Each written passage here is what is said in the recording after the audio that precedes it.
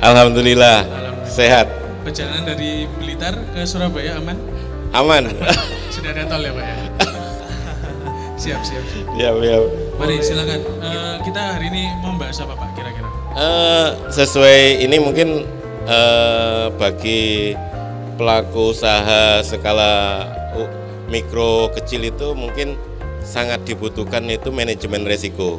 Oke, manajemen resiko. Iya, jadi kita bikin produk tujuannya kan laku ya. Laku. Betul. Ya. Tapi kalau dari segi pedagang memang laku. Tapi kalau dari segi pengusaha itu memenuhi kebutuhan pasar. Jadi ada ceruk di situ. Oke, berarti supply demand ya, Pak? Iya, nah, Oke. kita mungkin yang sangat sangat mungkin dibutuhkan itu manajemen risiko. Kadang itu kita semua masuk di suatu swalayan modern peluang lah, tapi kan di peluang itu ada yang mengekor Iya. resiko. Resiko ya. Tapi sebelum masuk ke sana nih Pak, kita tuh tertarik nih, teman-teman di sini pada tertarik nih terkait latar belakang Pak Budi dulu. Ya. Gimana kalau Pak Budi mulai dari latar belakangnya terlebih dahulu nih? Ya, perkenalkan nama saya Setio Budi, founder dan CEO-nya Osu Nuswantara. Kita produksi kopi dan rempah. Untuk produk retail kita produksi kopi bubuk dan dairy coffee. Dan kita juga mensuplai beberapa pabrik kopi. Seperti itu. Oke. Pabrik kopi ini berupa raw materialnya, berarti biji kopinya ya Pak ya? Atau gimana? Biji kopinya. Oke, biji Ya. kopinya.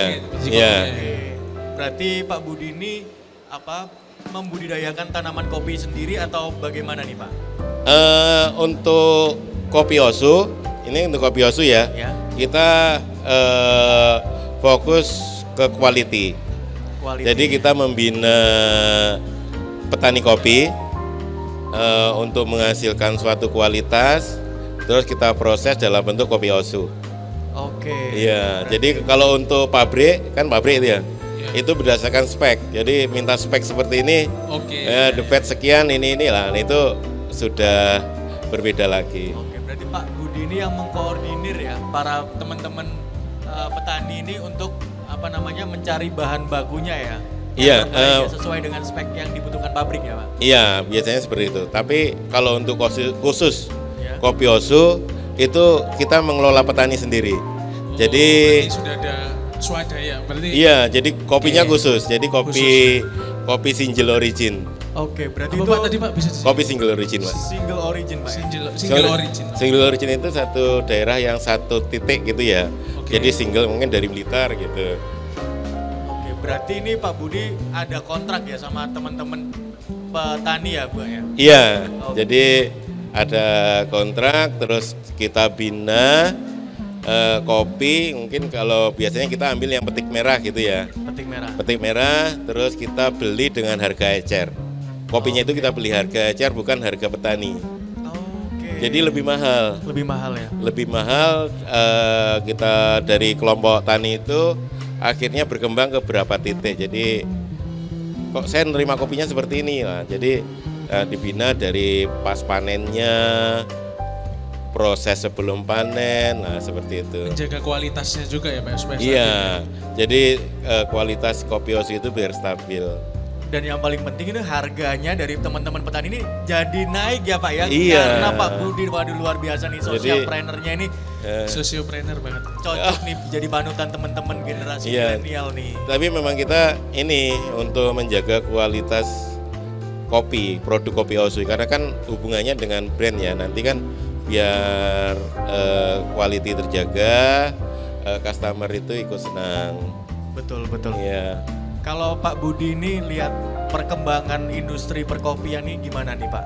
Secara singkat aja Pak. Secara Ya, Di tahun ini. perkembangan industri kopi di Indonesia kita ini perkembangannya sangat pesat. Jadi dulu tahun 2018 kita memulai usaha. Indonesia ini kan salah satu penghasil kopi terbesar ya, tapi terendah penikmat kopi. penikmat penikmat kopinya Pak ya? Iya, terendah, hampir terendah. Terbalik Pak ya? Iya, terbalik. Jadi pada saat minum kopi saset itu tidak dihitung sebagai penikmat kopi. Jadi ada beberapa yang penikmat kopi rasa-rasa itu tidak terhitung. Terhitung. Iya, jadi untuk tahun di atas 2020 ini sudah naik. Jadi banyak yang menyadari bahwasanya minum kopi yang baik itu bagaimana. Terus jadi akhirnya rating untuk penikmat kopi Indonesia itu sudah meningkat. Coba Mas ke Starbucks seperti warkop. Betul. Di setiap tempat. Iya, jadi kita nggak ini ya, di situ ada itu seperti warkop. Jadi sudah banyak yang menyadari walaupun harganya ini kan penikmat kopi ya. Oke. Berarti ketertarikan masyarakat akan kopi ini semakin meningkat ya Pak ya? Iya. Itu sebenarnya trigger atau pemicunya apa tuh Pak kalau menurut Pak Budi? Trigger pemacunya itu ini ya, apa ya? Kita kan menikmatin kopi. Betul. Iya. Menikmatkan kopi, jadi kan merasakan experience kopi tersebut. Oke. Nah, setelah minum kopi ini, terus dan minum kopi itu kok taste-nya berbeda. Nah, Oke. oh ya ini enak ya, rupanya kopi yang asli murni itu Seperti itu. lebih enak. Beli mahal dikit nggak apa-apa. Nah, Oke. jadi seperti itu. Berarti experience-nya ya yang mahal Iya, di sini, dari Pak, taste ya? experience-nya itu sudah apa ya? Mendorong Sudah teman-teman mendorong ini. untuk beralih. Oke. Ya, jadi seperti kopi Osu kan kopi murni tanpa ini ya. Wah, Tanpa ini ada tambahan. Kita dibawain produknya sekalian Iya. sosial. Sekalian brand ambassador. ya. Iya. Kalian brand ambassador ya. Nggak ada izin. Siap. Dibuka belah. Kita buka ya Pak. Boleh.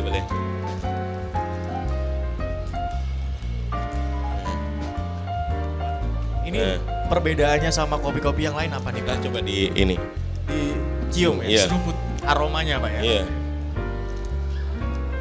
Emang beda ya Sen kalau misalnya Nah, kopinya itu benar-benar 100% robusta Pak ya? iya, 100%. Oke. Nah, itu ya kita menjual prosesnya juga. Jadi kadang kan punya antara kopi dengan konsep pabrikan, proses pabrikan dengan konsep roastery itu kan beda. Nah, kafe-kafe kan rata-rata kan prosesnya roastery.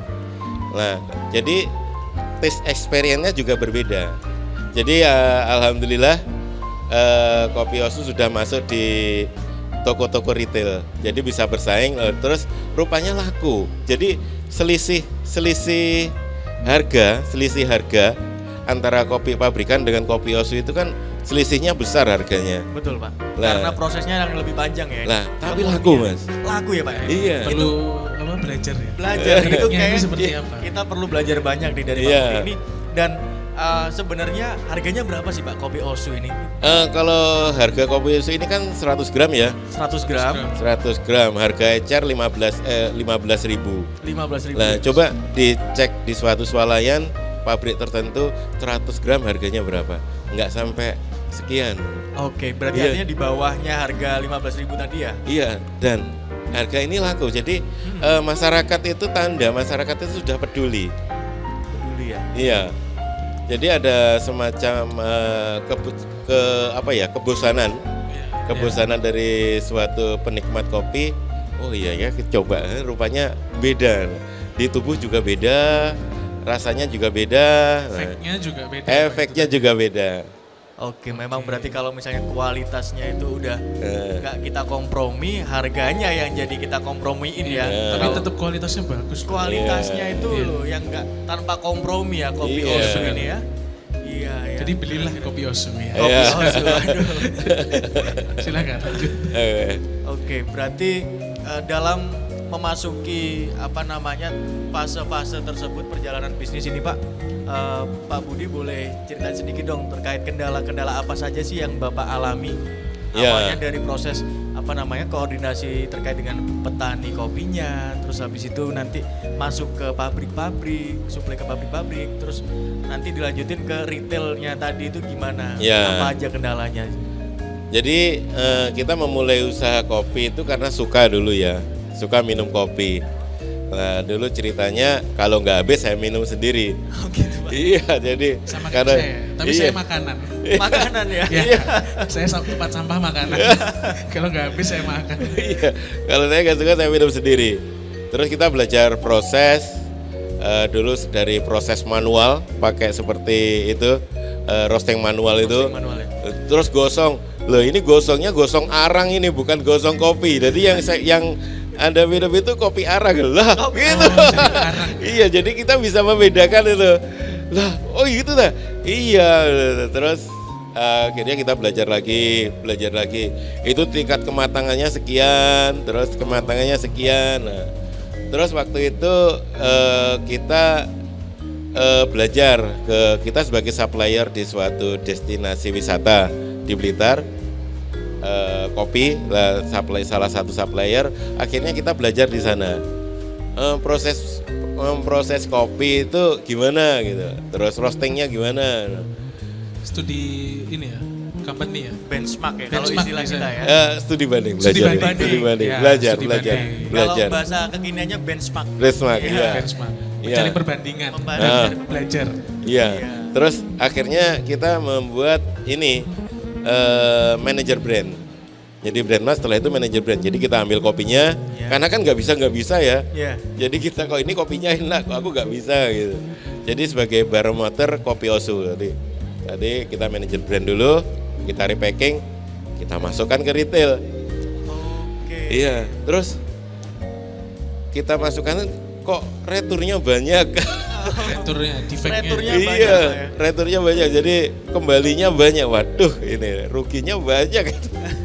Berarti sebelum produksi sendiri nih, kalau saya nggak salah tangkap ini Pak Budi tadi berarti sempat kayak ambil produknya doang ya? Iya. Terus habis itu di repackaging. Repacking. Ya? Oke. Jadi karena kan kita memproses nggak bisa, Iya, gosong terus kok. gosong mulu ya? Gosong dulu. Berarti itu istilahnya maklun Pak ya? Iya maklun. Maklun. Sampai berapa lama tuh Pak maklunnya? Itu hampir 1 tahun. Hampir 1 tahun ya? Iya. Terus kita jual harganya waktu itu kopi mahal. Jadi kita masuk ke retail titipin, kok lakunya sedikit, terus kembalinya banyak. Ya udah sisanya kita minum lah aja. Nah terus berkembang. Rupanya dari sisi harga gak lakunya. Kemahalan ya Pak Iya. ya, ternyata ya? Terus kita tanya-tanya, kita akan cari data ke beberapa swalayan modern, harganya itu kurang lebih kalau yang harganya kurang lebih 15.000 waktu itu. Jadi kalau waktu itu 200 gram 35, ya udah saya bagi 2 aja. Jadi 15.000. Jadi nggak 200 gram lagi jualnya, tapi 100 gram. Nah, setengahnya. rupanya laku. Pakai strategi tadi itu Pak, Iya, ya? jadi kita kan nyari datanya dulu lah. Terus kita setelah laku kita memaksimalkan profit, kita proses, kita sekolah proses, kita belajar, kita akhirnya proses sendiri. Akhirnya untungnya lebih banyak. Karena memangkas jalur distribusi tadi Pak, ya? Iya, terus kita akhirnya setelah itu waktu itu dari segi kemasan. Packaging. Iya, kemasannya aja Kemasannya. desain kemasan. Desain kemasan. Jadi desain kemasan itu tidak menjual value dari produk itu. Oh, berarti value-nya belum tersampaikan ya Pak? Tersampaikan. Lah dulu itu ada tulisan Horeca. Lah banyaknya Horeca itu apa ya? Jadi banyak orang-orang di customer itu Horeca itu nggak paham. Oke. Nah terus kita ganti roastery medium to dark, kopi single origin. Lah mereka akhirnya paham. Lah Mulai karena tersampaikan ya? karena banyak yang suka minum kopi tanpa gula, akhirnya kita punya tagline. Apa itu Pak? Tagline-nya. Di bawah itu pahitnya enak. Pahitnya enak. Pahitnya enak. Waduh. Iya, jadi berkembangnya akhirnya itu. Siap. Kalau doi kan manisnya enak. Manisnya enak. Maaf ya Pak ya. Tapi kalau ini pahitnya Pahitnya ya. enak. Berarti Tapi menemukan tagline ini pun susah. Lama. ya? Jadi kita itu piye apa ya? kan ada yang semangat, ada yang ini Iya, ya. betul, Jadi betul. Menemukan yang unik juga dan Iya, uniknya- mewakili kopi ini susah loh. susah banget. Justru orang-orang itu pada mau nutupin pahitnya itu ya. Iya. Gimana iya. caranya Iya, itu waktu biar dulu mungkin suka manis. Loh, misalnya. manis. Kalau minum kopi tanpa gula kalau nggak pahit gimana? Nah, Iya, bukan kopi. Bukan kopi. Tapi Pak Budi ini malah mengekspos kepahitannya itu loh. Kepahitannya itu. Iya, Jadi iya. ya di belakang kita ada storytellingnya dari apa tempat pengambilannya, dari kita apa membina kopi. Nah, jadi ada sedikit storytelling singkat. Nah, akhirnya mau beli alhamdulillah. Oke. Itu kekuatan branding, Kekuatan kekuatan merek. branding ya. Iya. Menemukan tagline, menemukan Iya. kira-kira nama apa yang cocok. Iya. Itu juga bukan proses yang cukup panjang. Iya. Proses Itu yang cukup panjang ya. butuh Nah, waktu juga. merek juga sudah terdaftar. Merek juga. Nah, ini penting. Ya. Daftar merek, Iya. hak cipta dan lain-lain. Apalagi di zaman sekarang kan ya Iya. kita bisa bilang banyak copy paste dan lain-lain. Betul, Untuk menjaga keorisinalitasan dari sebuah produk kan juga perlu kita mendaftarkan. Artinya Iya. ketika ada orang lain, oh ini sudah didaftarkan, nggak bisa. Kayak gitu. Jadi Benar. panjang itu ceritanya. Jadi Iya. akhirnya terbentuk tagline pahitnya enak. Pahitnya enak. Pahitnya Jadi enak cocok ya. minum tanpa gula. Jadi dia ada di belakang. Iya, Nah, kan kalau tanpa gula pasti pahit ya. iya benar. Tapi Siap. malah laku, Pak ya. Iya. Iya, iya. Berarti memang branding itu sangat mempengaruhi persepsi Sangat dari powerful konsumen ya. Benar. Iya. Karena sebelum kita mencicipi dari sebuah produk itu yang kelihatan itu packagingnya dulu, Pak ya. Iya. Apa yang bisa kita lihat itu ya visualisasi dari kemasan ini ya. Iya. Dan di sini ternyata tagline itu memegang peran penting ya. Iya, memperankan dari produk tersebut. Mewakili ya. produk. Iya. Representatif dari Representatif. Iya. brand kopi Osu ini ya, Pak ya. Sebenarnya perbedaan kopi Robusta sama Arabica itu apa sih, Pak? Taste. Taste-nya ya? Iya, kalau saya sebenarnya sukanya Arabica. Oh, oke. Ya, tapi karena kita untuk supply chain-nya mudah masuk ke retail, kita jual Robusta. Oke, berarti Iya. artinya selama ini untuk Arabica itu masih apa namanya segmentasinya terbatas, Pak ya? Iya, karena hanya berapa persen gitu, 1% nggak ada. Tapi karena kopi mahal, kecut. Oh. Iya, jadi wah mahal banget kopi apa ya?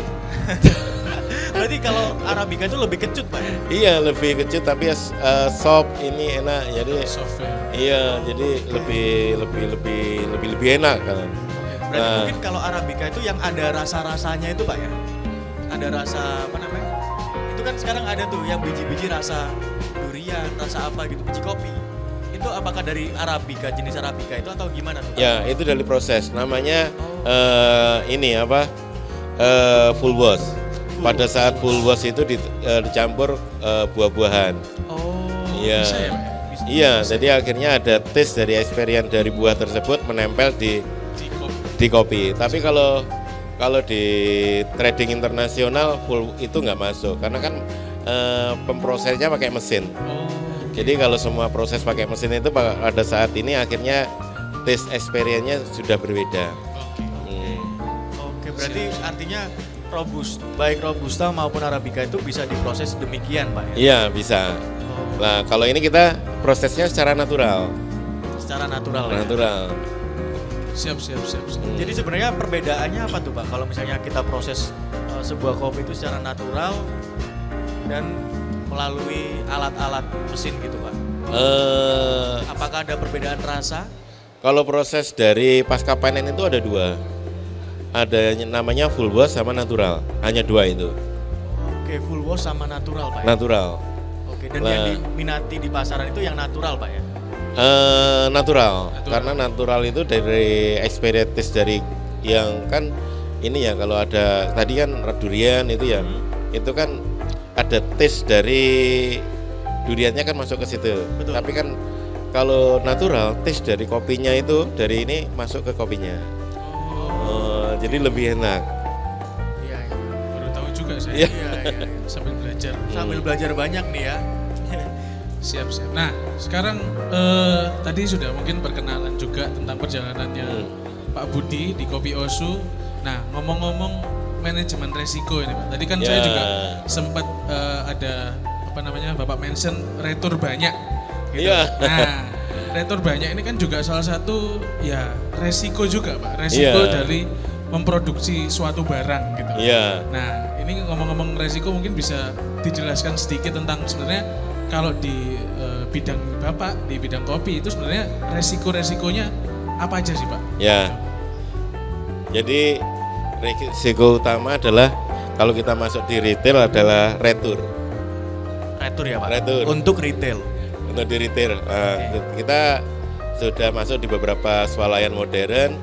Nah, nanti returnya ini, dan kedua karena retur itu terjadi persaingan. Oke. Jadi persaingan antara penjual kopi. Oke. Kita Iya. tertarik tuh Pak buat mengetahui bagaimanakah proses selanjutnya ketika produk Bapak ini mengalami retur tadi Pak. Ya, jadi kita harus membangun data pembeli dulu. Kita harus membangun data pembeli dulu. Ini prosesnya masih agak lama. Jadi data pembelinya itu siapa yang beli, jenis kelaminnya apa, kenapa dia beli, terus pendapatannya berapa, usianya berapa. Nah, jadi kita bangun data dulu. Nah, di sini Kopi Osu ini datanya rata-rata yang beli itu pendapatannya 5 juta. Oke, 5 juta. Ya, Itu per bulan. per bulan. Itu Nah. termasuk middle atau Ini susah susah ya? susah. Pokoknya 5 juta gitu. Iya, ya. iya. Siap. Silakan Pak, lanjut. Lah, pendapatan itu UMR di Surabaya itu rata-rata di atas 5 juta. Iya. Jadi kita masuk segmen acara ini, pameran ini, jadi pengembangan pasar di Surabaya itu sangat bagus. Masuk. Kalau di Surabaya, kalau di Blitar di bawah 2 juta. Oke. Jadi ya 2 jutaan lah ya. Nah, jadi kadang milih-milih untuk lah, tapi orang-orang itu ngumpul di mana? Mungkin di swalayan modern ini kan jarang kalau orang itu ngumpul di toko kelontong kan jarang. Jadi kita ada pendataan itu. Nah, terus kedua laki-laki berapa persen, perempuan berapa persen, nah, terus pecinta kopi atau enggak. Segmentasi ya. Segmentasi Ya, gitu ya. ini pendataan customer dulu. Pendataan Berarti data. data ini Iya. ibaratnya itu mempola dari yang sebelumnya belum terpola Pak ya. Iya. Kita tertarik tuh Pak mengetahui persentase Pak kalau boleh tahu Pak, itu ternyata selama ini yang banyak tuh cewek apa cowok Pak untuk konsumsi kopinya? Cowok, Mas. Cowok Pak. Cowok. Ya. Aku Untuk- tahu kenapa alasannya cowok. Kenapa tuh? Soalnya banyak diputusin sama pacar. Nah, jadi udah biasa Minum pahit kopi. ya. Iya. betul. Jadi karena sering pahitnya kehidupan itu minumnya pahitnya kopi. kehidupan, pahitnya perjalanan cintanya. Iya. Nah, itu apes ya, Pak. Jadi minum kopi. Ya. Minum kopi ya. Nah, terus sudah nggak mau yang manis-manis, Mas. Nah, Udah bener. gak mau trauma Pak ya. Iya, iya. Jadi yang manis-manis itu ya udah. Jadi ngopinya tanpa gula. Nah, itu masuk Pak, bisa. Oke, berarti kalau misalnya nih cowok yang lebih dominan itu kira-kira selisihnya berapa persen Pak? Cowoknya berapa, ceweknya berapa Pak? Cowoknya 60%. Oh, berarti, Cowok 60-40% cewek. oke, berarti Iya. ya sebenarnya tipis aja Pak ya Iya. perbedaannya itu. Terus ya? kalau cowok Mhm. ke swalayan yang dicari apa, Mas? Nah, apa tuh Pak? Ayo. Cowok Kalau ke swalayan. Ke swalayan. Ayo kira-kira apa? Kopi. Kopi Iya. ya Pak ya? Yang Iya. botol gitu juga. Nggak ya. mungkin beli snack. Iya. Betul, betul, Iya. betul. Oke. Iya, Wah ini benar. risetnya ternyata dalam banget ya Pak Iya. Budi. Iya. Sampai kita nggak kepikiran loh, kita kalau ke swalayan ngapain ya? Kalau saya ke swalayan cuma numpang kamar numpang mandi. toilet, betul. Terus keluar. Betul banget. Jadi yang dicari formalitas doang ya saya. Iya, benar. Iya. Formalitas. Jadi itu jadi kalau cowok ke swalayan itu pasti yang cari kopi. Ya kopi. di situ kopi bubuk apa? Pasti cari rak itu pasti kopi. Kopi. Jarang beli snack. Iya benar. Sama rokok ya Pak. Iya sama rokok Buat mungkin sesajen. sama sama minuman. Sama minuman. Minuman. Iya, benar. Jadi jarang belanja beras ya, jarang ya. Belanja Jarang. mie itu jarang. Jarang. Iya. Kecuali nak kos Pak. Anak kos pasti. mie. Anak kos pasti. Ya, Jadi benar. data yang seperti itu yang kita butuhkan. Nah, setelah kita punya data konsumen, Ya, setelah data apa Pak? kita kan di raknya kopi. Nah, bagaimana di rak itu beli produk kita? Ya, itu. Menarik tuh Pak. Menarik. Menarik. Iya. Apa tuh Pak kuncinya Pak? Nah, kita harus membangun value membangun value bahwasanya kopi kita itu layak untuk mereka beli. Nah, berarti melalui packaging ini Pak ya value. Iya, itu jadi salah melalui packaging. Jadi packaging value produk kita desain dan kita inikan dalam packaging. Nah, orang pecinta kopi kemasannya dasarnya apa suka pink, Mas? Nah, warna. Iya, pasti warna hitam. Oke. Berarti membuat warna ini pun juga berdasarkan dari data itu ya. Karena Iya. laki-laki biasanya nggak mungkin beli kopi tapi yang warnanya pink gitu. Pasti yang menunjukkan jati dirinya kan biasanya hitam, merah, coklat, warna-warna yang biru. seperti itu ya Pak ya? Iya. Oke. Terus kita kasih warna hijau, itu karena 40% perempuan. Oh, gitu. Iya, Kolaborasi. iya. Kesetaraan gender. Kesetaraan ya? gender. Iya. Jadi tidak terlalu ini, jadi seperti itu. Wih, keren banget. Nah, terus kedua dari value produk. Kalau kopi Osu itu kan kita kan beda dengan kopi pabrikan. Jadi kita namakan kopi roaster. Kopi roaster Pak ya? Kopi roaster. Jadi yang kopi yang diproses secara roastery bukan pabrikan. Yang natural tadi Pak ya? Iya, itu natural itu kan proses pasca panen. Oh, ada lagi tuh Pak. Iya, ternyata ya? jadi ini kopi pasca proses itu untuk mengolah kopi, namanya kopi roaster. Jadi terus kita tulis roastery dalam proses medium to dark. Lah, Medium to dark. iya. Oke. Apa tuh Pak artinya Pak? Itu dalam proses. Jadi tingkat kematangan. Kematangannya. Iya. Oke. Iya, jadi kalau sudah membaca itu, pasti mereka itu yang biasanya sukanya kopi yang biasa di kafe, biasa yang minum tanpa gula. Dengan kode itu sudah paham. Oke. Iya. Nah, karena itu sudah kita melewatin beberapa titik fase, kita memperkuat di origin. Origin itu kan asal. Kalau di ini kan COA-nya dari mana gitu lah. Jadi Certificate of Origin-nya dari mana. Nah, ini kita tulis dari Blitar. Dari Blitar. Iya. Sesuai Itu ada tempatnya ya. Sesuai tempatnya. Asal. Iya. Apakah ada alasan khusus Pak kenapa membawa domisili tersebut? Karena rumah tinggalnya Pak Budi di situ, Bro. Atau mungkin karena di Blitar itu terkenal dengan tanamannya. Iya, karena setiap daerah kan mempunyai keunikan ciri khas masing-masing. ya karena Itu gimana tuh Pak? pertama memang saya lahirnya di Blitar. Nah, kan. Akhirnya Blitar. Iya. Terus, Pak? Jadi saya ngangkat daerah saya. Angkat ya. Terus saya juga membina petaninya lebih mudah. Oh. Jadi untuk menghasilkan kopi yang berkualitas itu kan perlu dibina. Jadi untuk bahan baku supply chain-nya itu gampang. Jadi supply chain-nya gampang, prosesnya gampang.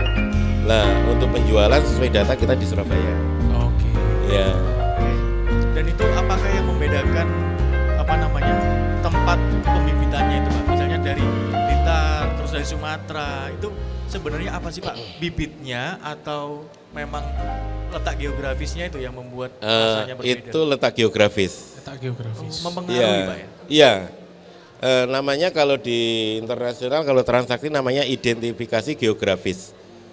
IG namanya. Tapi kalau bukan Instagram tapi identifikasi geografis. Identifikasi. Sampai ada di persyaratannya ya Pak? Ya, itu ada sertifikat seperti sertifikat merek. Oh, Jadi oke. itu tingkatnya internasional, tapi identifikasi geografis. Jadi kalau ya, geografisnya sekian, itu akan menghasilkan tes sekian. Ada, jadi identifikasi geografisnya di situ. Tapi kan itu masih jarang yang paham. Iya, benar. Ya, itu khusus untuk ekspor. Oh, untuk ekspor ya. Pak? Untuk ekspor. Jadi Standarnya seperti ya? ya kalau identifikasi geografis kopi Gayo gitu. Oh iya. Ya, itu sudah ada. Itu sudah ada. Sudah ada. Identifikasi secara geografisnya. Sudah ada. Kopi Gayo. Lah, itu sudah di internasional itu sudah menerima. Juga menerima juga. Nah, terus Mandailing. Nah, itu sudah. Ya, kopi Blitar belum ada. Blitar belum. Tapi akan sampai ke sana kah, Pak? Mudah-mudahan. Mudah-mudahan. Karena Kita doakan. itu support dari pemerintah. Kalau nggak ada Oke, support dari bantuan. pemerintah nggak bisa. Oke, Iya. bantuan pemerintah. Oke, siap. Baik lagi Pak tadi dari solusi setelah value dari brand, value produk, Terus Ya. apa lagi Pak? Kemasan yang memiliki value. Nah, ini yang belakang Mas. Oh, di baliknya ya. Ya, yang belakang itu kita buat storytelling. Ada sedikit cerita. Oke. Jadi kan setelah melihat mereknya itu kan perlu waktu kurang lebih 5 detik ya. Oh itu kopi Osu. Oh iya. Nah, terus 10 detik kedua melihat oh iya Dibalik. roaster. Nah, terus setelah itu kan baca-baca. Oh, oke. Kan butuh 15 detik. Nah, terus dibalik itu. Nah, Oke. ada cerita di baliknya itu. Ya, baru Dari sana, ya, oh gini, iya. ya, gini.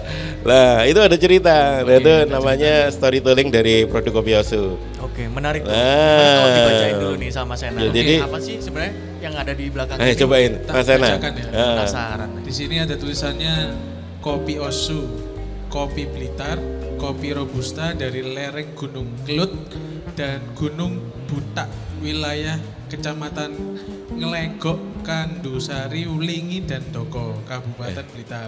Kopi ini diambil langsung dari petani kopi yang 85% petik merah oleh petani diproses secara natural, standar Horeca di roastery, medium to dark, di grinder halus, biasa sama penikmat kopi diseduh tanpa gula, pahitnya enak. Lah, beli nggak Mas Yan? Langsung mendengar cerita itu. Langsung, kayaknya saya tertarik ini. Langsung Iya, langsung jadi bawa pulang ya Pak? Iya. Bayar dulu dong. Bayar dulu, bayar dulu, Pulang. bayar Pasti dulu. dibayar. Hutang bisa Pak? Oke. Nah, terakhir ini namanya kode produksi. Jadi kode produksi sama tanggal kadaluarsa. Oke. Jadi sebenarnya kopi itu ada masa kedaluarsanya juga, Pak? Iya, ada. Berapa tahun tuh, Pak? 1 tahun. Oh, 1 tahun. Ya, 1 tahun. 1 tahun dari proses pemetikan atau proses pembuatan Dari proses pembuatan. menjadi bubuk ini ya, Pak ya? Iya. Oh. Nah, di situ ada kode produksi. Kode produksi itu untuk mengetahui produk ini beredar di mana.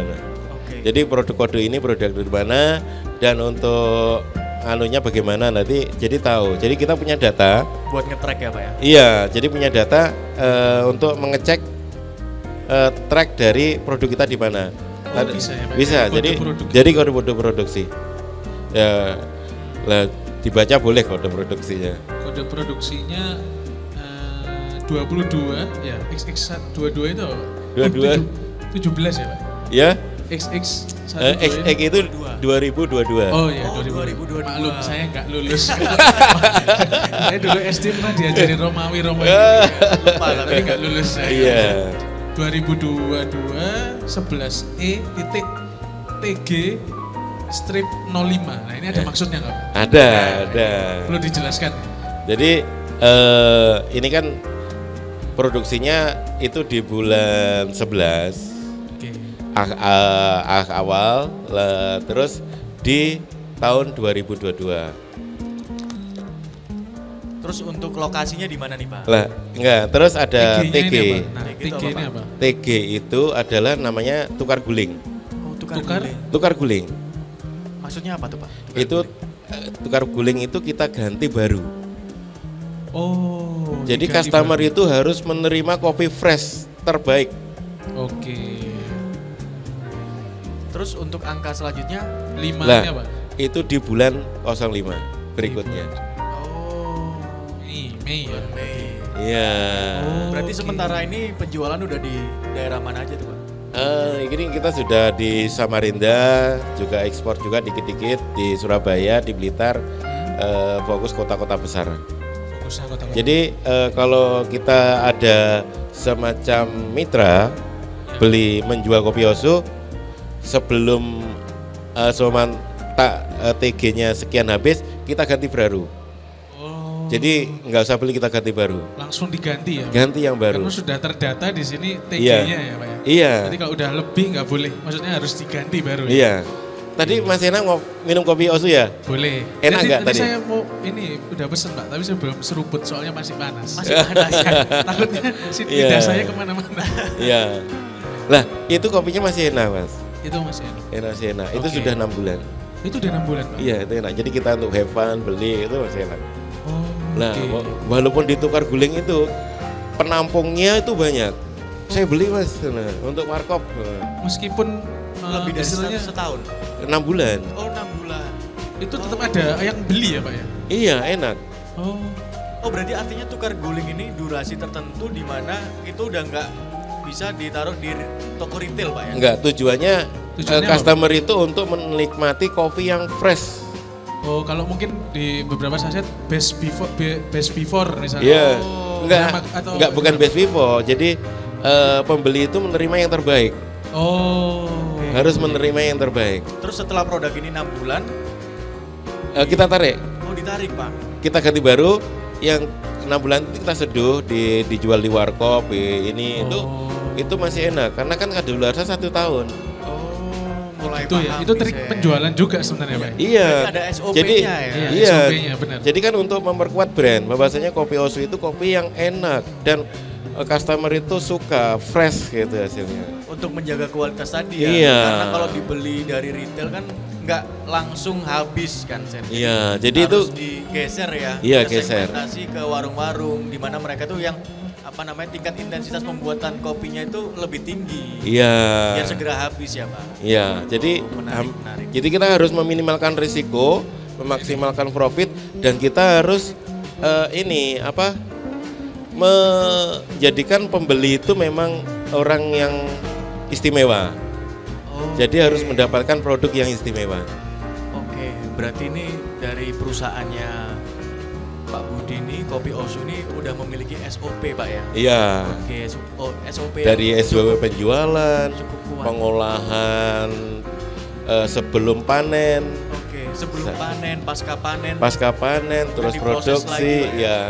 Oke, berarti Pak Budi ini mulai dari apa namanya pasca panen sampai menjadi bubuk ini dikerjakan sendiri Pak ya? Iya, jadi kita buat SOP, buat kita job desk.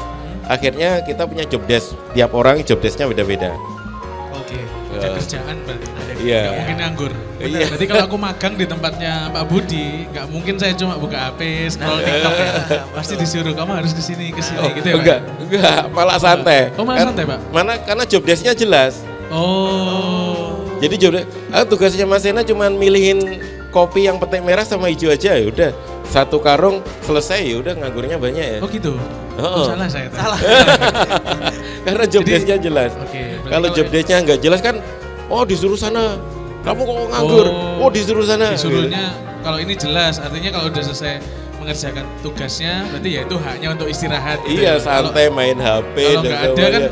kalau kamu kelihatan nganggur disuruh ini, disuruh ini Iya. gitu ya. Itu Pak? karena nggak ada job desk yang jelas. Nggak ada ternyata job ya. desk yang jelas. Wah, Ya, ini berarti tapi kopi- kalau milihnya cuman seminggu sekali, ya kerjanya cuma seminggu sekali Mas. Oh. Jadi kita nggak jadi freelance gitu. Iya, Jadi seminggu sekali aja gitu. Jadi sampai nanti berkembangnya kita job desk-nya jelas lah. Kita sales juga gitu. Tugas yang ngirim juga ganti. Nah, itu Oke. cuman itu aja. Tapi ya mungkin kerjanya nggak harus tiap hari ya. Mungkin seminggu sekali. Jadi nggak kita harus mengkaryakan sesuai job desk sama ini ininya. Jadi kan gajinya nggak full tiap bulan. Terus kerjanya juga maksimal. Terus kita juga diuntungkan karena kan nggak gaji terlalu full. Oh iya. Oke, berarti Siap. ini harian Pak ya? Iya, harian mungkin Jatuhnya seminggu sekali. Seminggu sekali. Seminggu sekali ya.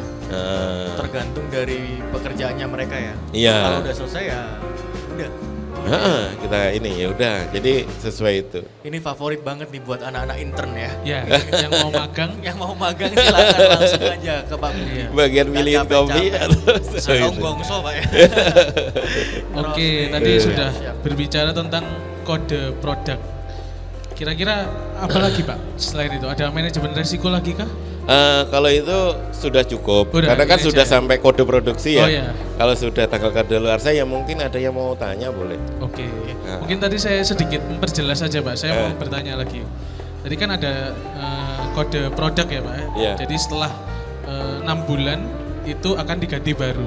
Iya. Nah yang misalnya pertama saya supply ke Mas Ivan. Ya. Iya, Mas Ivan yang baru. iya, Nah, itu kan artinya target segmentasinya saya yang istilahnya ring 1, maksudnya target yang pertama yang Iya. kualitas paling baik gitu Pak. Iya. Nah setelah 6 bulan saya langsung Digeser, ganti, tapi produknya ini tidak langsung dibuang, tapi digeser ke segmentasi yang satunya, istilahnya segmentasi kedua, yang mungkin ya ke warung. Tadi kan Bapak pertama retail, nanti yang kedua ke warung. Jadi artinya tetap memanfaatkan sisa 1 tahun untuk dari kopinya sendiri ya. Iya. Oke. Biar lebih optimal ya tentunya. Biar lebih optimal gitu ya. Keren. Jadi customer itu kita mengharapkan ini udah kita harapan kita ya, harapan Osu Nuswantara. Pembeli itu menerima produk yang terbaik. Oke. Jadi kita gimana mikirnya cuma sederhana, gimana pembeli itu menerima produk yang terbaik. Hanya itu aja. Jadi kita tanpa perlu nambah bahan-bahan tertentu. Kan ada yang perlu ditambah bahan-bahan tertentu kan pabrik-pabrik biar di 1 tahun lebih masih lama gitu. Okay. Kita tidak nambah, tapi pada saat 6 bulan itu kita tarik. Jadi kan seperti itu. Terus untuk tingkat tadi dalam 6 bulan itu apakah banyak yang ditarik atau langsung habis tuh Pak? Rata-rata habis. Rata-rata karena kita habis meletakkannya nggak full banyak. Jadi kita hitung speednya 1 bulan rata-rata penjual di sana berapa. Oke, itu rata-rata berapa tuh Pak? Kalau di swalayan modern itu 5, kadang ada 10 gitu. Oke. Jadi kita kalau 10 pieces kita masukannya 20. Lebihin ya Pak. Iya, jadi 2 bulan. Ada spare-nya. Iya, nanti 3 bulan sudah mau habis. Iya. Tapi kalau sampai karena ada suatu hal akhirnya 6 bulan kita udah ganti. Oke, dan gantinya pun cuman beberapa piece aja ya Pak ya? Iya. Sesuai tadi ya. Oke. Itu kalau misalnya ada nggak Pak case di mana kopi Osu ini setahun belum laku tuh Pak? Setahun belum laku jadi pupuk. Oh jadi pupuk. Bisa ya? Iya. Jadi nggak dibuang begitu saja, tapi ada manfaatnya pun. Jadi pupuk, karena kan ada tanpa bahan tambahan. Tanpa bahan tambahan langsung jadi jadi pupuk. Jadi pupuk ya Pak. Oke. Berarti itu bisa dijual lagi tuh Pak kalau banyak gitu. Tapi jangan sampai ya kalau banyak ini tadi kan. Tidak rekomendasi untuk dijual ini. Rekomendasi juga ya. Oke. Berarti kalau misalnya di dalam teori respon terhadap resiko itu kan ada 4 tuh. Pertama itu avoidance, yang kedua mitigasi, yang ketiga transfer, yang keempat itu menghadapi. Jadi kalau Pak Budi tadi itu kita rasa masuk ke mitigasi Pak ya. Jadi Pak Budi menyiapkan SOP. Nanti selama 6 bulan ini kalau misalnya belum habis di toko retail itu nanti langsung digeser ke segmentasi yang lain. Yang kedua. Berarti di sini SOP memegang kendali penting ya dalam manajemen resiko Pak Budi. Nah, jadi itu harus dituangkan dalam kemasan. Karena yang kerja bukan kita terus Mas. Oke. Jadi ini kan saya tugasnya mungkin marketing. Nah, nanti kedepannya bukan saya bagian marketing. Jadi kita harus menurunkan dan itu udah terjelas di situ. Oh, jadi tidak diubah sesuai zamannya, tapi memang dari awal sudah dibentuk bahwa kopi Osu di belakang itu sudah ada SOP yang sudah jelas. Jadi ketika berganti orang pun tetap sama SOP-nya gitu ya. Dan kualitasnya juga pastinya terjaga gitu. Iya, seperti itu. Tanpa ketergantungan dengan satu orang pun ya. Iya. Oke. Nah, dan kopi Osu ini apakah udah masuk ke coffee shop gitu Pak? Itu kalau tahun kemarin sebelum tahun 2020 itu kita masuk coffee shop. Oke. Tapi kena corona, kita minus karena kan coffee shopnya nggak buka. Terdampak ya. Iya, jadi kita untuk tahun ini fokus ke retail, tapi juga sedikit melayani coffee shop, tapi sedikit, nggak prioritas seperti dulu. Prioritasnya tetap di retail ya Pak? Iya, retail. Kalau gitu lebih banyakkan mana nih Pak? Zaman dulu waktu masih melayani suplai ke coffee shop atau sekarang nih yang langsung ke retail? Sekarang mulai lebih enak setelah kita paham dengan penjualan retail, dengan tingkat risiko dengan penjualan retail, penjualannya lebih enak penjualan ke retail. Karena kalau coffee shop itu kalau ada salah sedikit aja, roasternya kok terlalu gelap, ini katanya medium to dark. Wah, sudah diprotes. Momelnya lebih banyak. Iya. Warnanya lebih banyak ya. Iya. Kalau ini lebih enak. Oke.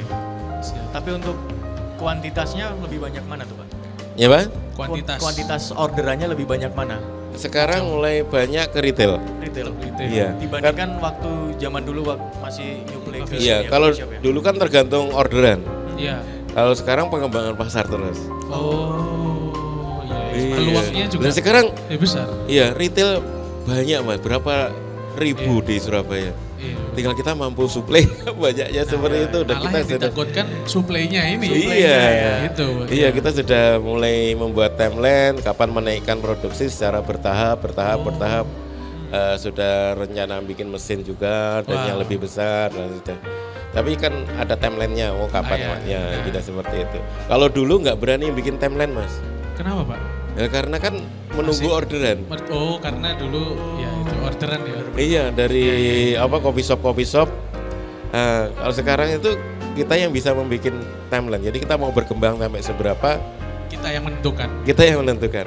Oke. Berarti ibaratnya kalau zaman dulu tuh pasif, sekarang lebih aktif ya. Iya, Untuk lebih aktif. menjemput bola. Jemput bola, benar. Nah, Pak, saya mau tanya nih, Pak. Tadi kan soal kemasan sebenarnya. Iya. Nah, membuat storytelling yang singkat, padat dan jelas itu kan susah ya, Pak ya. Nah, kira-kira dengan terbentuk 2 paragraf ini bagaimana, Pak, menentukannya? Maksudnya Maka ada rumusnya Pak. ada Ini buat rumus sendiri teman-teman mungkin milenial nih yang di baru kalimat mulai. yang pertama harus kata-kata ini menjelaskan apa dulu. Nah, itu ada kira-kira ada formatnya tersendiri nggak dari Pak Budi? Betul. Dan ini kan juga apa namanya cocok nih buat semua Iya, buat UMKM entrepreneur ya. yang lain. Iya. Mungkin Karena nggak kan kita hanya. semua kan butuh storytelling itu ya. Iya, Sen, ya? karena itu juga bagian dari value juga. Iya. Memperlihatkan value kan kalau marketing itu kadang-kadang kita harus bisa lihat produk aja udah tahu produknya apa, Iya. udah bisa ini nggak perlu kita jelasin lagi gitu. Gimana Pak, mungkin Pak Budi bisa? Iya. Itu jelaskan? prosesnya lama, Mas. Lama ya Pak? Iya, Sekitar prosesnya berapa, lama. 500 tahun? Oh enggak ya, enggak sampai. Prosesnya lama. Jadi kita dulu bikin pertama kan bikin ini kan di Blitar itu banyak diganti pohon kopi itu banyak diganti dengan pohon sengon karena kan tidak menguntungkan Oh ya. iya, saya ingat. Nah, dulu cita-citanya ingin menaikkan harga kopi. Oke. Jadi, wah ini wah kok kopi bagus peninggalan zaman Belanda kok diganti ya, seperti itu. Jadi kita cita-cita pertama itu untuk mengganti untuk menaikkan harga kopi. Nah, terus berkembangnya zaman harga kopi sudah mahal. Iya. Sekarang itu sekilo kopi sudah di atas 25.000 kopi mentah itu ya. Iya, ngopi Lah, mentah ya. dulu itu kan hanya mungkin 10.000, 11.000. 2 kali lipat ya sekarang. Iya, sudah naik. Jadi apa timelinenya Iya. storytelling yang kita ganti gitu. Oke. Terus setelah itu kita rubah bahwasanya kopi mahal enak itu adalah buatan kafe gitu. Jadi Horeca ini lah. Sekarang Horeca sudah seperti warkop. Kafe itu sudah seperti warkop. Itu ya kita harus masuknya sudah beda lagi. Masuknya beda lagi. Jadi kan ada banyak perubahan-perubahan. Perubahan itu ya Pak. Oke. Nah, sekarang kita value produk bahwasanya nggak perlu ke kafe, beli kopi Osu aja. Bisa diseduh rumah. Oke. Pahitnya enak. Berarti value proposition yang mau ditawarin Pak Budi Iya. di Kopi Osu ini nggak usah pergi capek-capek jauh-jauh, Iya. bisa ngerebus sendiri di Di rumah. rumah. Keren. Oke. Oke. Nah itu penting juga sebenarnya storytelling tadi. ya. Iya. Oke, siap-siap. Mungkin Ivan ada tambahan lagi? Ayo monggo, mau Oke. di sini. Oke, berarti apa sih sebenarnya yang mempengaruhi harga kopi tadi bisa lebih mahal akhir-akhir ini Pak? Akhir-akhir ini lebih mahal karena volume panen menurun. Volume panen menurun. Iya, jadi memang seluruh dunia panen menurun. Jadi memang terus permintaan akan kopi murni itu meningkat. Jadi permintaan kopi yang murni meningkat, panen menurun. Gimana ceritanya, Mas? Oke. Iya. Naik. Oke. Iya. berarti suplainya menurun, demand-nya naik Pak ya? Iya. Otomatis harga mengikuti suplainya tadi ya, keterbatasan suplai Pak. Iya. Oke. Berarti dalam proses penanaman kopi ini sangat dipengaruhi faktor alam ya Pak ya? Iya. Apalagi kalau misalnya ada perubahan cuaca yang ekstrim ini sangat mempengaruhi Iya. para Petani pengusaha kopi. yang bergerak di bidang kopi-kopian ini Iya. Pak ya. Dan itu otomatis mempengaruhi harga di end usernya nggak Pak? Misalnya udah jadi minuman kopinya itu sebenarnya mempengaruhi nggak Pak harganya itu? Ikutan naik nggak yang di cafe shop itu? Nggak naik mas. Oke. Kalau di Kopi Kira di Surabaya masih 4.000. Iya sih, 3.500, 5.000 iya, jadi masih belum naik. Tapi kan dari segi pengusaha ini kita harus memperkuat di supply chain-nya itu. Iya. Oke, berarti yang akan terdampak itu di proses manufakturnya ya Pak? Iya. Oke. Marginnya akan berkurang saya. Iya. Oke. Nah Pak, saya mau tanya lagi ya nggak apa-apa ya. Soal persaingan penjual kopi. Ya. Nah, kira-kira tadi kan pasti ada resiko setelah retur ada persaingan penjual kopi. Nah, selain dari mitigasinya adalah tadi yang Bapak sebutkan. Kira-kira apalagi sekarang berkembangnya zaman sosial media, mulai ke Facebook, ke TikTok dan lain-lain. Nah, kira-kira ada nggak mitigasi yang untuk ke online-nya, dari sisi online-nya mungkin Pak? Ya, kalau penjualan Kopi Osu juga di sosial media juga ada, di marketplace juga ada, tapi untuk digital marketing itu sebenarnya tujuannya apa sih Mas? Hasilnya apa? Lah, hasilnya menurut kita masih belajar ya. Saya tanya-tanya itu meninggalkan jejak digital. Iya, jejak cinta. Jadi kadang itu kita upload yang hura-hura. Wah ya, Kopi Osu itu rupanya hura-hura gitu ya. Oh. Jadi berapa tahun di Google, di ini itu dilihat kan lagi, oh ternyata kopi ini jejak digitalnya hura-hura gitu. Iya, hura-hura. Jadi inilah. Kita sudah mulai gini, kita upload dengan sesuai dengan value proposition-nya Kopi Osu. Jadi nggak terlalu target untuk penjualan. Jadi ke retail nanti untuk berapa tahun ke depan itu jejak-jejaknya Kopi Osu di sosial media, di internet, di Google itu bagus. Oke, berarti bisa dibilang kalau jejak digital ini seperti warisan ya Pak ya? Iya. Kalau misalnya orang tua warisan kita mungkin mobil, rumah gitu ya. Tapi kalau di Kopi Osu ini ingin menciptakan warisannya di kemudian hari itu tentang value-value yang diberikan sama Kopi Osu. Selalu Iya, positif. dari tadi mungkin dari sisi kemasannya, dari sisi storytellingnya, kualitasnya, terus bagaimana proses dia dari awal sampai akhir dan menjaga dengan SOP-nya itu seperti itu ya Pak? Iya, jadi kita fokus ke ini jejak digital. Oke. Dan dari motivasi yang selalu positif ini akhirnya kan membuat Kopi Osu ini selalu berusaha untuk membuat konten-konten yang terbaik, Sen. Itu mungkin ya yang ingin dicapai ya. Sehingga kalau kita udah melakukan terbaik ya otomatis hasil akan mengikuti seperti itu Pak ya. Iya benar. Waduh keren sekali nih. Siap. Jadi sambil menyelam minum air. Sambil menyelam. Kalau tadi minum kopi ya mungkin ya. Itu menyelam minum kopi. Kopi ya. Kesel ya kan. Kopinya harus Kopi Osu biar nggak Kopi Osu. Siap. Beli Kopi Osu. Beli Kopi Osu. Oke, nah ini kita sudah nggak terasa, nggak ada jamnya ya. Iya, nggak terasa waktunya ini cepet ya. Cepet banget. Ngobrol sama Pak Budi ini nggak terasa, saya juga dapat pelajaran tentang kopi ya Pak. Jujur soalnya saya juga bukan penikmat kopi, tapi kemarin saya coba kopinya Pak Budi ini kok jadi saya mulai ada perasaan gimana gitu. Meninggalkan jejak ya berarti. Jejak rasa dan experience. Terima kasih. Nah mungkin sekaligus menutup juga mungkin saya sedikit recap ya Pak. Recap ya. Jadi hasil kita diskusi talk show dari Pak Budi ini mungkin yang pertama tadi tentang kita berbicara tentang manajemen risiko ya di retail khususnya. Dari sisi kopi. Nah, ada beberapa resiko yang mungkin terjadi nggak hanya di retail juga. Salah satu ada dua tadi. Pertama retur Iya. Yang kedua adanya persaingan penjual kopi di sini ya. Nah, solusinya apa yang diberikan? Ternyata yang pertama adalah kita harus bisa mengkolek atau istilahnya gathering data pembeli. Data pembeli. Mungkin dari segmentasinya seperti apa, tadi pria atau wanita, kemudian wilayah geografisnya, terus psikografisnya, mungkin ada Betul. 4P. Kalau segmentasi itu apa ya? Ya itu lupa, pelajaran maaf Pak David. Saya lupa. Nah itu segmentasi pasar ya, yang penting data pembeli itu, database pembeli itu bisa digunakan sebagai istilahnya bahan untuk berkembang selanjutnya seperti apa mau diarahkan. Terus yang kedua tadi apa Ivan? Value ya?